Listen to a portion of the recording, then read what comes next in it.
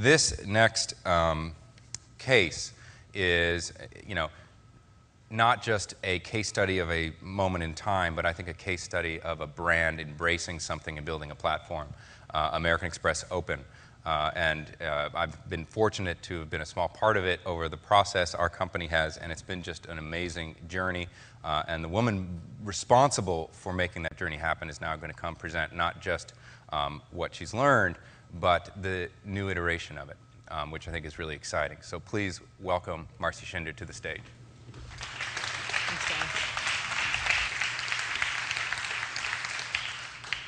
Hi, everybody. My name's Marcy Shinder. In case you want to tweet this, I'm at Marcy Shinder on Twitter. I work for American Express Open. For those who don't know, Open is the team at American Express that focuses exclusively on entrepreneurs. If you have an American Express business card, you're one of our customers. What makes Open so different is our fierce commitment to helping our customers grow. In reality, the way our business model works, their growth is our growth. So it's an inherent part of everything that we do. I'm going to talk about the Open Forum case study, and what you're going to see is that we hit an inflection point. And in hitting that inflection point, we find our voice, and our distribution really took off. I'm also, at the end of the presentation, going to make a big announcement, and I have an invitation for everybody in this room. So I really hope you'll stick around for the whole presentation. I was talking with David Cherbuck from Lenovo yesterday at lunch, and he asked me to share one insight about marketing to small business owners.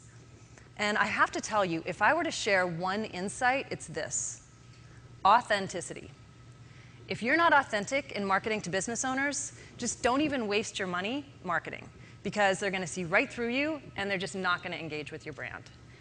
And when I look at Open Forum and why it's been so successful, I think the authenticity of the site is one of the big reasons, and certainly how it's evolved through social media in a very authentic way over the course of the past 2 years. To make this a little more real, I thought I would share a personal example of evolving in social media. So I will never forget when I got my Twitter voice, when I found my Twitter voice for the first time. I'm sure a lot of people can relate to this.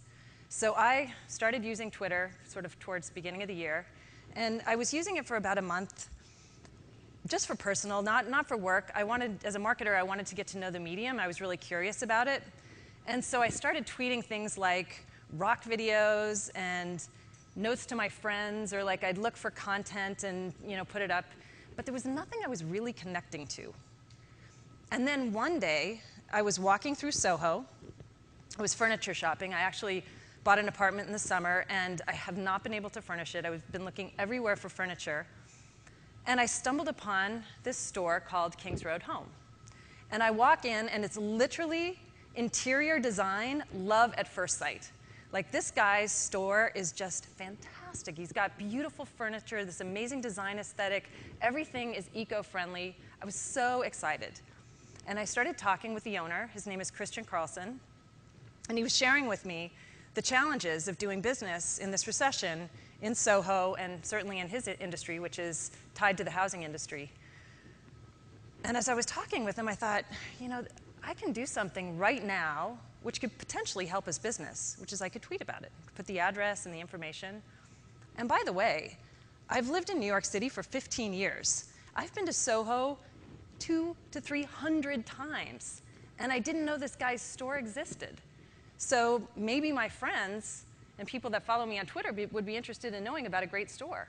So in that moment, I found my voice. I put that tweet out, and I found purpose in what I was communicating through this medium. And ever since then, whatever it's been, 250 updates later, a big part of my voice has been about this win-win proposition of sharing great new products and services about small business owners through the web. And certainly, as I've found that purpose, I've found great inspiration in using this medium. As I said, that sort of parallels Open Forum, because Open Forum has always had purpose. Its central purpose was to help business owners grow their business. And it was always been based on a single insight, which is that conversations can and do generate more business for small business people. You know, we started this many years ago, and we used to call it social networking. I don't know if you remember that. That was the term we used. And back then, I used to say, business owners actually invented social networking. I mean, they were doing it long before any of us had a term or a phrase for it. The irony now is that small business owners also invented social media, but that's for later in the presentation. But our insight was about helping our customers grow. And we brought them together over time, and this goes back, frankly, it's part of our journey, many years before online, where we had this insight that conversations can help business owners grow based on this single premise, that amazing things happen when we bring our card members together. And this is why Open has had a long-standing legacy of investing with partners. Many in the women's advocacy space, we have partners with Count Me In for women's economic independence through the Make Mine $1 Million Business Program, Women Impacting Public Policy, Women Presidents Organization, and a couple of years ago we started expanding those and joined up with Meetup.com and SCORE and others, all with the intent of bringing business owners together to facilitate this conversation. Because we had such experience and insight in the offline space, it gave